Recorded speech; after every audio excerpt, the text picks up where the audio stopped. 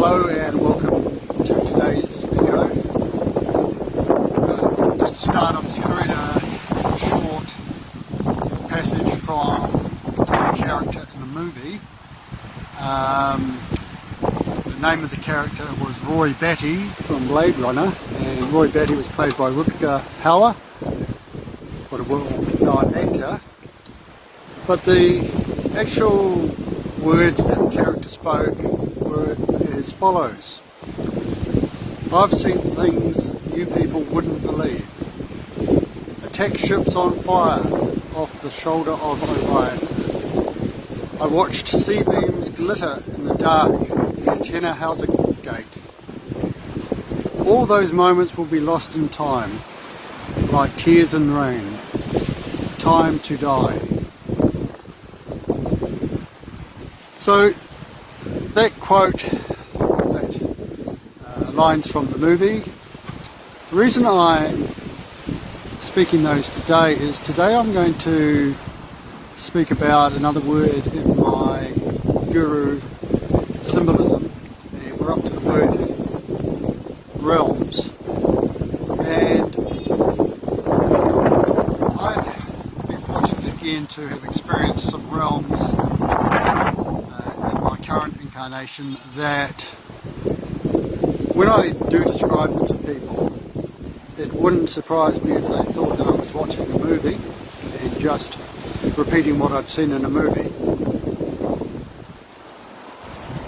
Now, the character in that movie had obviously been to some places in his existence, some realms, where he saw some pretty spectacular things. But what I wanted to talk to you briefly about in terms of realms and how that's tied into my journey is how I managed to visit some different realms. So we're talking about realms that are beyond the material physical plane that we generally exist on Earth on a day-to-day basis. And just a little brief touch on what I might have seen or heard or experienced or felt there. I did pull out a card from my tarot deck, which I'll just quickly show you. So today I just pulled out it's the death card. And if you just bear with me while I quickly read out what the symbology in the death card means in the tarot deck. The fool emerges reborn, leaving her shadow tied to the roots of her past. This is the death of all that once held her back. She is now in the universal state of mastery and emerges into a new life. So death is nothing to be feared, and death doesn't necessarily mean the end. And I am going to talk about that at a future date. But today, realms and how I found that I could transcend. And that's probably a good starting point. Meditation. Currently, I meditate a lot. Going back a number of years, so 10, 20, 30 years, I meditated. I found that I managed to get myself into a peaceful state of mind. But looking back at those times, I don't know if I ever transcended anywhere in particular. I'm sure that they were beneficial to me. Peace of mind, opening up to some insights at the time. But something very major happened to me in 2025 with regards to meditation. This is again is a story that I've documented quite closely in my story that's on my website. 2025 I met a lady randomly in New Zealand who was a traveller from Spain, and she invited me to a meditation, and it was kirtan, and I'd never been to a Kirtan meditation before, had heard about it. I attended this session, and during the meditation, for the first time, I transcended. So I think for me, meditation, there's kind of 3 steps to it. Firstly, you descend deeply within, sort of into a state of relaxation. Next step of that is ascend, where you move to a higher place in your mind, or you're open to certain things that come to you when you're in that state. But perhaps the last part is you transcend. And transcendental meditation is something that, again, has just been around for ages and ages. There's a lot of information out there. But for me, until 2025, I had never experienced the transcendence. And the transcendence took me to places where I was getting visual representations of deities. In the first instance, it was Shiva, Shakti, and it was actually Shakti who was the feminine goddess of the Hindu religion. She came to me in a vision, and the feelings associated with that place that I had transcended to, which was a different realm to where I was used to in my day-to-day life, or even used to in my prior meditations, was of such a level that when the meditation finished, or the session finished, I really just came back from that and thought, well, wow, it's just, I've just experienced something that I had longed for or thought was possible. Now I'd experienced it. So it taken me to a different realm, and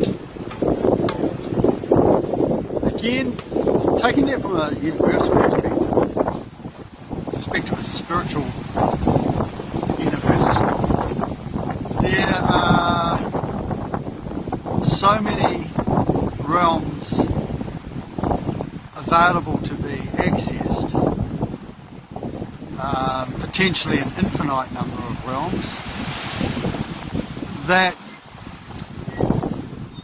I can only encourage people that if they are interested to get on a journey that takes them to these places. Now, why would you go to these places? Well, I'll just carry on a little bit further into my actual journey. July 2025, I took the first of 2 trips that year to Peru, where in the first week of my first trip, I attended a spiritual retreat in the Amazon, where as part of that retreat I undertook some ayahuasca ceremonies. And ayahuasca is one of the very, probably well known but ancient plant medicines of the Amazon. And you could possibly call that a shortcut to the spiritual realm. Now, I've got a very extensive description of those experiences as well, the story, but in brief, those realms, and what I saw, what I heard, what I experienced, what I felt, were awe-inspiring. I think the first thing I would say about reaching those realms was, I just looked at what I was, just absorbed what I was experiencing, and I was just incredulous. It was a what the moment. What the is happening here? However, once I got over the initial shock of what was happening, because it's so far removed from my past experience, overwhelming thing that I want to say about those realms that I visited is that they were more real